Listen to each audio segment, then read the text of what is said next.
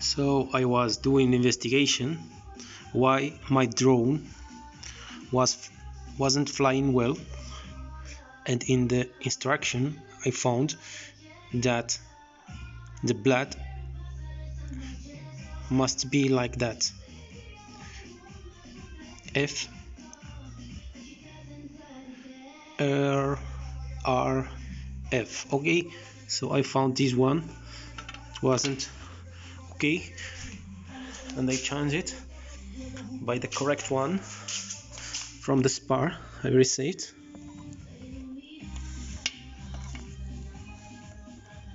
Perfect. And now we will do the test. Okay, after the video I will do the test in the next video.